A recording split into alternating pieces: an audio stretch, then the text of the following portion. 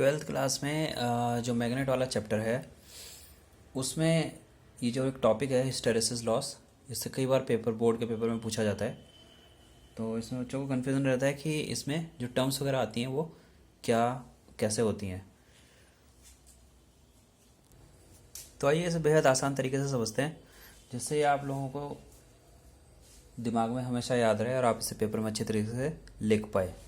ठीक है, तो देखते हैं हिस्टेरेसिस लॉस।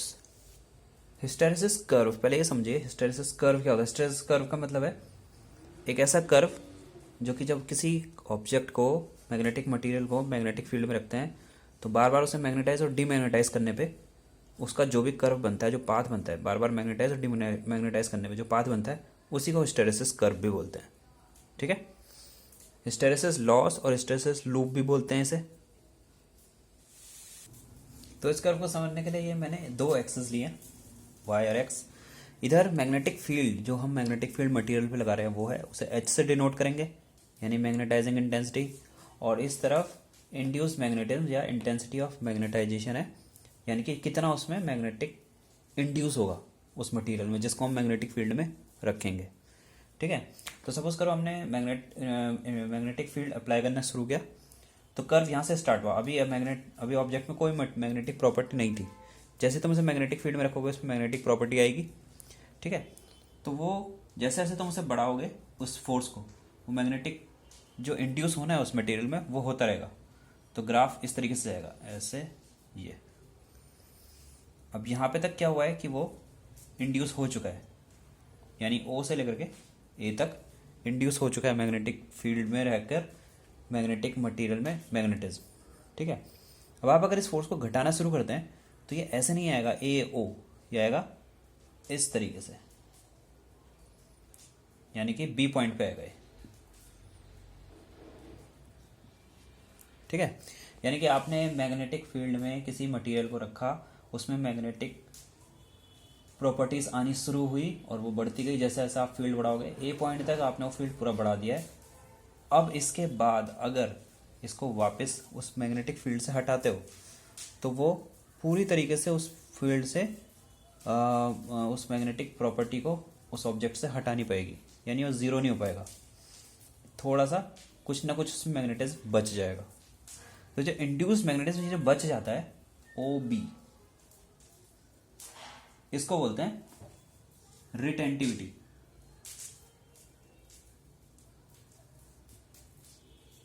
ओ बी, ये जो बच गया है ये है रिटेंटिविटी।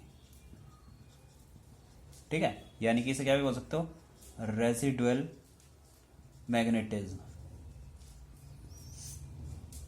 यानी कि रिटेंटिविटी मतलब जितना मैग्नेटिक फील्ड, जितना मैग्नेटिक प्रॉपर्टीज अभी ऑब्जेक्ट में है मैग्नेटिक फोर्स हटाने के बाद भी, जो अभी भी उसमें रह रखी हैं, उसे बोलेंगे रिटेंटिविटी। ठीक है, और अगर तुम्हें इसको जीरो लाना है तो जीरो लाने के लिए क्या करना पड़ेगा, ये अब मैग्नेटिक फोर्स रिवर्स डायरेक्शन में इंक्रीज करनी पड़ेगी।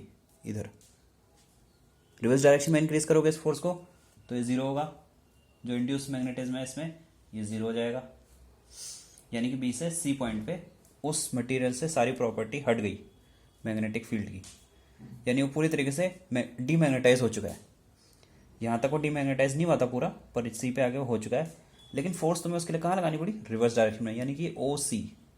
अब ये जो ओ सी होता है, ये जो ओ सी है यानी कि रिवर्स डायरेक्शन में जो फील्ड लगाई गई है डीमैग्नेटाइज करने के लिए कंप्लीटली, उसे बोलते हैं कोरेसिविटी। ठीक है, यानी कि कोरेसिविटी क्या है, ओ सी, जो डीमैग्नेटाइज करने के लिए रिवर्स डायरेक्शन में फील्ड को अप्लाई किया गया है।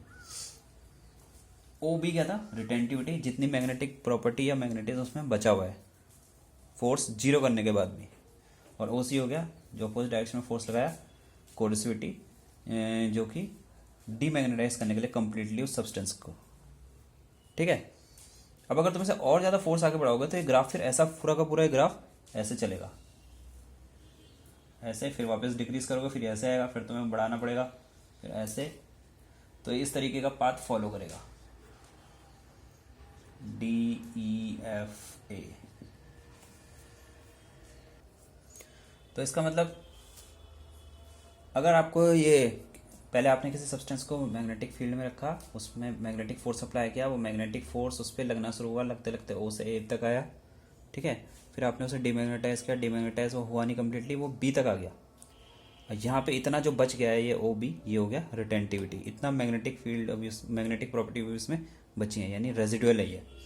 फिर आपको इस जगह उस मटेरियल को कम्प्लीटली डीमैग्नेटाइज करना है, तो इसको रिवर्स डायरेक्शन में फोर्स लगाना पड़ेगा, जो कि बी से सी पे आकर ख़त्म हुआ है और वहाँ पे वो पूरा डीमैग्नेटाइज हो चुका है। तो जो ये रिवर्स डायरेक्शन में फोर्स लगाना पड़ा, इसको बोलते हैं कोरिसिविटी और इसको रिटेंटिविटी। अब इसमें अगर तुम रिवर्स डायरेक्शन में और फोर्स अप्लाई करोगे तो ये कर्व फिर ऐसा हो जाएगा। फिर अगर इधर को इंक्रीज करोगे तो ये ऐसे बनेगा, यानी कि जो केस इधर हुआ था वो केस अब इधर से शुरू हो जाएगा। और फिर तुम्हें जीरो करने के लिए क्या करना पड़ेगा, रिवर्स डायरेक्शन में फोर्स लगाना पड़ेगा सी एफ, तो फिर ये यहाँ पे आकर जीरो होगा और फिर ये फिर बढ़ेगा तो यहाँ ओ ए तक आएगा। तो ये जो ऐसे में एक ये जो लीफ शेप बन जाती है, इसे बोलते हैं हिस्टेरेसिस कर्व या फिर लूप। जितना ज़्यादा इसका एरिया होगा, ये जो एरिया है जितना ज़्यादा होगा उतना ही ज़्यादा एनर्जी लॉस हो जाती है किसी भी सब्सटेंस को मैग्नेटाइज और डीमैग्नेटाइज करने में। Greater the area of loop, more loss of energy, ठीक है। और हिस्टेरेसिस लॉस क्या होता है, ये जो लैगिंग बिहाइंड होता है ना आई या बी का एच से, क्योंकि एच पूरा जीरो करने पे आई जीरो नहीं हुआ, बी पे आ गया, ठीक है, एच पूरा जीरो करने पे, इसी लैगिंग बिहाइंड को हिस्टेरेसिस लॉस कहते हैं, ठीक है।